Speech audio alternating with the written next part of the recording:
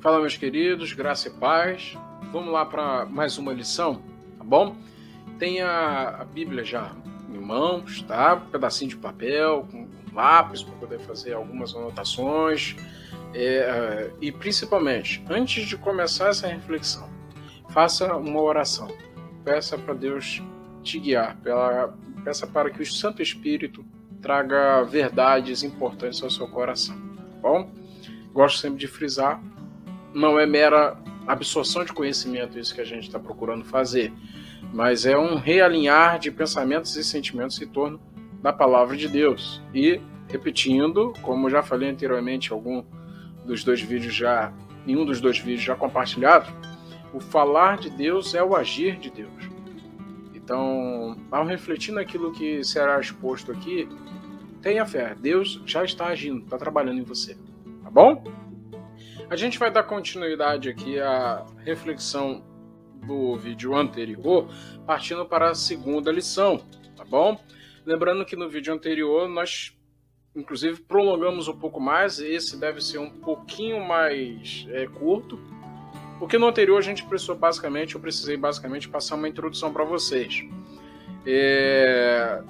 Essa reflexão também está baseada no capítulo 1 do livro de Atos dos Apóstolos, do versículo 1 ao versículo 14. Tá? Então abra aí nessa passagem e dê uma recapitulada se preferir, tá? Se precisar, leia todo o texto de novo, é importante, tá bom? Na lição anterior, eu pude compartilhar com vocês que a missão é de Deus. Tá? Então, se já existe uma missão em andamento, a parte que nos cabe é se engajar nessa missão, entendendo que já existe algo sendo realizado. Já existe uma ação poderosa de Deus. A nossa parte é ser cooperador dessa ação poderosa de Deus. A lição de hoje é a segunda lição, então, reforçando o que inclusive abordei no vídeo anterior, que o livro de Atos ele dá enfoque proposital ao Espírito Santo, assim também como no Evangelho de Lucas. Por quê? Porque é de Deus a iniciativa, sabe? Recapitulando, inclusive, porque isso aqui é basicamente uma repetição da lição 1, mas a ideia é recapitular mesmo e ampliar um pouco mais isso, tá? A iniciativa é de Deus. O Espírito Santo está agindo o tempo todo. Ao longo da história da humanidade, o Espírito Santo não estava lá aguardando e tal, para uma vinda. Embora esteja bem claro que ali no Pentecostes, que a gente inclusive futuramente vai abordar, no capítulo 2 de Atos dos Apóstolos, há uma ação especial, um derramar especial do Espírito Santo na vida da igreja. Mas a respeito de atuação, o Espírito Santo sempre esteve atuando, tá? Eu depois posso procurar com calma algumas referências históricas bíblicas a respeito da ação do Espírito Santo, mas vale a pena, por exemplo, lembrar da experiência de Saul, né? Que em determinado momento foi movido ali de uma ação profética por conta da ação do Espírito Santo, o próprio Davi, sinais poderosos que aconteceu através dos profetas, como por exemplo Elias, Eliseu, anteriormente Samuel, né? Todos eles movidos pela ação do Espírito Santo. Mas no Pentecostes tem de fato um agir especial. O livro de Atos dos Apóstolos, inclusive, ele coloca como central a questão de Atos 2. Então vamos lá, mas isso é mais para o futuro, né? Para hoje, a lição é a seguinte: se o livro de Atos dá enfoque especial ao Espírito Santo, partindo da premissa, né, do argumento básico, de que a missão é de Deus, então já existe uma ação poderosa de Deus, então se a iniciativa é de Deus, a parte que nos cabe é corresponder a essa ação. Por quê? É Deus que tem iniciativa de salvação.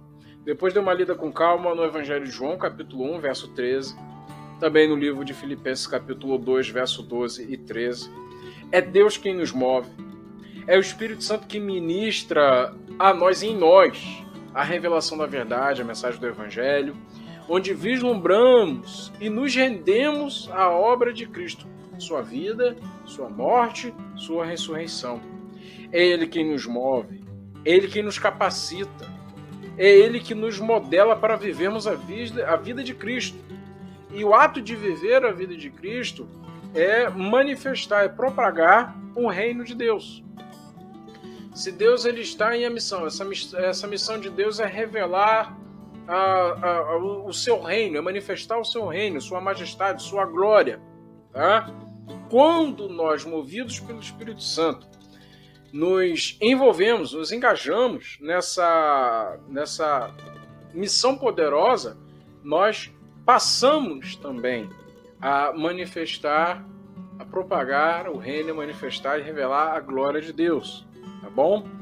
É o Espírito Santo que nos cativa a Deus em Cristo. O amor que brota nos nossos corações, nos envolve, redireciona a nossa vida para viver a vida de Cristo, é a ação também do Espírito Santo. Nós precisamos ter isso em mente, por quê? Por diversas vezes a gente acha que planos, ações, iniciativas inteligentes por parte da igreja são suficientes para fazer com que a igreja exista e se mova. Tá? Mas tudo que a gente precisa realmente compreender é que nós somos dependentes da ação do Espírito Santo. Não por acaso, Jesus vai e dá essa ordenança para os seus discípulos, tá? Conforme a gente pode encontrar, deixa eu ver aqui, recapitular aqui, a partir do verso 4, tá? Eu vou reler aqui.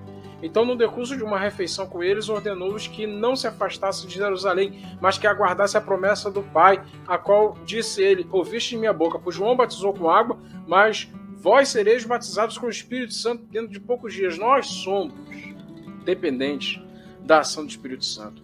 É o Espírito Santo que faz com que a igreja exista, é o Espírito Santo que faz com que a igreja viva, é o Espírito Santo que faz com que a igreja se mova.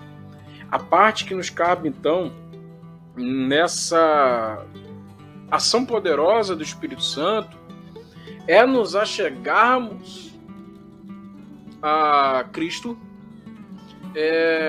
com o coração contrito, revelando nossa dependência, o desejo de fato de fazer a vontade de Deus, mas chegar de mãos vazias diante de Deus. Não por acaso, quando Jesus está ensinando aos seus discípulos, vale muito a pena que você abra o Evangelho de Mateus no capítulo 5, tá? Você vai ver que Jesus ele está cercado por uma multidão, tem os discípulos perto dele. Ele sobe até o monte, tá? Então nós temos ali, inclusive, o início do grande sermão do monte, ou sobre o monte, tá? Ele sobe e para os seus discípulos que chegaram perto dele, ele começa a falar. E a primeira coisa que ele fala para os seus discípulos é: bem-aventurados os pobres em espírito, porque deles é o reino dos céus, o reino de Deus. O que Cristo está falando? Por que ele está falando? Por que ele começa assim? A única forma de nós entrarmos no reino de Deus é de mãos vazias, é se achegar e demonstrar toda a nossa miséria, nossa dependência de Deus. Porque somente assim nós seremos envolvidos, nós seremos transformados, nós seremos moldados para vivermos a vida de Cristo e manifestarmos a glória de Deus. Bom? Ao terminar esse vídeo, faça essa oração. Peça para que o Santo Espírito revele para você essa real dependência que nós temos da ação dele, a real dependência que nós temos de Deus.